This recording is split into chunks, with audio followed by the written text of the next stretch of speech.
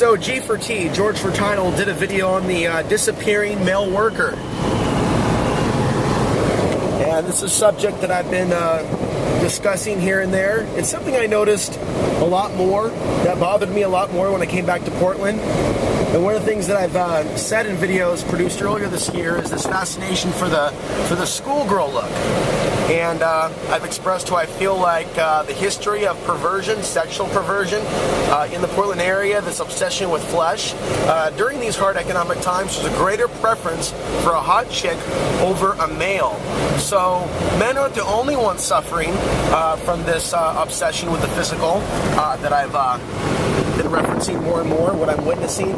Women also suffer, especially those women that are considered to be a 10, 9, 8, so on and so forth. So to complete the video, and that video from G4T is down below in the description. You know, there's like a question that's like lingering, a question that, you know, someone could ask themselves, why is this happening? Part of that question relates to why have some men given up on the workplace? Why have some men stopped looking for jobs at places where maybe they used to work years ago? What's changed? I'd say there's a couple of different things that have changed. One thing is consciousness is changing. As more people embrace the freedom-based lifestyle, they reject their old ways.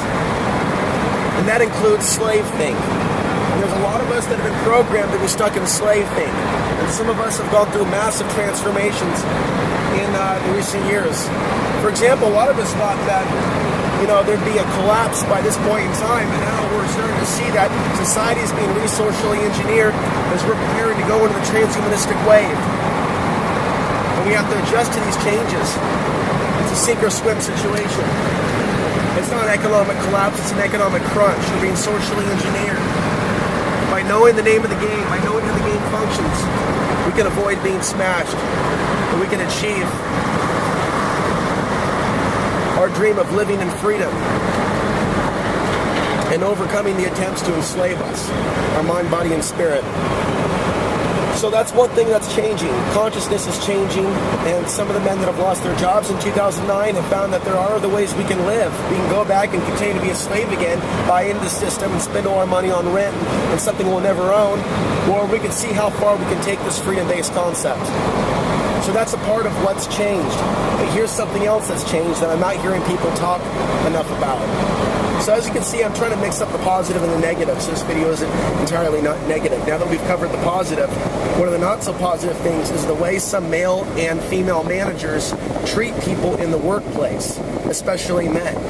And what I believe is that both men and women both have kind of a fetish, by and large, most men and women, for the hot chick, or the image of the hot chick, or the image of the quote-unquote goddess, or what appears to be the goddess, which is usually the sexualization of the female torso. You see it a lot in beer ads. Humanity is fascinated by the image of sexuality, and it's not always a conscious thing. And so, as a result, you're seeing more men get treated like shit in the workplace. You're seeing more men get passed up for promotions. You're seeing more men being laid off that are being seen as the useless eaters. You know, and you're seeing a lot more discrimination against white men in some cases, black men in other cases, olive-skinned men in other cases. It seems like there is a larger war on men in general, and it deals with our place in this world and whether or not we have any value. And only a pervert, only someone that has been programmed to succumb to the illusions of separation. You know, man, woman, that's just our physical expression of biology. There's so much more to what we are other than our name, our nationality, our genetics, or our sexuality. But lower consciousness is all about division, all about duality, all about picking sides, all about fermenting conflict. And so we're starting to see a lot of it in the society where male and female managers both prepare to have would rather have a female employee. And by the way, we're going through one of the most gentrified parts of Portland women as we discuss this. And so it's causing problems in the workplaces. There's all types of competition between men and women, and for the most part, people are having a very difficult time with relationships. It's not just economics, it's the programming.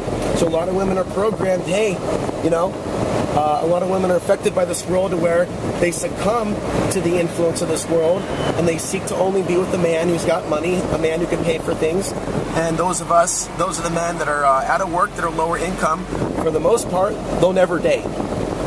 It doesn't mean there aren't women out there that are, into drugs and lowlifes and scumbags. They're out there, but there isn't a large abundance of women that appreciate good men. So in the workplace, what we're seeing, and I'm speaking from example, more abuse. To get to the heart of this discussion, this video, is to talk about workplace abuse, where managers treat certain male employees like shit, so they quit. And there could be various reasons why they might be treating somebody like shit. I can only speak from my own experience. When you go public and you're an activist on Access TV, certain things are going to happen. Certain people are going to judge you. If you're just a regular person who doesn't do alternative media, you may still have certain experiences with bad managers, male or female, that don't like you because you may be male. But those of you that have freedom-based ideologies, if you share those ideologies at work, or if you are known to be someone that promotes the freedom-based lifestyle, you can find your head on the chopping block. Because when you're a proponent of the freedom-based lifestyle, you are speaking about ideas that go contrary to those that are involved in the business of maintaining that master-slave relationship. Okay, you are threatening their belief system, and you are saying things that they don't want to hear. Therefore, discrimination comes about when they believe that you don't really belong at their place of enslavement because you don't represent the same values. Thus, you have no part in being promoted because you are not a part of the collective Board hive mind. Now, that is speaking from personal experience in the Portland, Oregon area. And there's different experiences that we as men have had. And I know that 4 out of 5 of you are men, only 1 out of 5 of you are women. And so I know that most of the people that are hearing me right now are men, and some of you may have a little bit of understanding as to what I'm saying. Now, for some of you that are still working the same jobs, that have become used to the way things are, and for those of you that aren't activists, for those of you that have actually been able to achieve a little bit of respect at your work, for whatever reason, not to put you down, but to maybe paraphrase the whole idea of keeping your head down, keeping your mouth shut, and keeping your mind on your work. Some of you have done quite well, and I congratulate you for that, and I don't down you for that, and I don't see you as any less valuable because you've held a job for years. I know what it's like to hold a job for 3 years. I know what it's like to hold another job for 5 years. And I know what it's like to hold another job for a couple of years. I've had a couple of different jobs where I've had them for over 3 to 5 years. So I know the pride. I know the pride that comes from being a good worker, that doesn't show up late, that doesn't call in sick. I know what it's like to be that guy. All I ask is that people show a little empathy for other people that have taken a different route in life, that have made themselves more public, to the point where a guy like Alex Ansary can be searched on the internet, and if a potential employer doesn't like the things that are on my website or my YouTube channel, I mean, I'm sure you can imagine how I might appear to be a little mentally unstable based on my YouTube videos, because the honesty involved in my sharing, the depth of the topics, and the controversial nature of the subject matter. We all know that it's considered to be mentally ill to be involved in various alternative spiritual thoughts, and to have a certain amount of conspiracy awareness, and to be involved in the idea of being self-sufficient, or the idea of prepping, or things of that nature. It is all considered to be something that is insane by the average man, by the average woman that is in management today.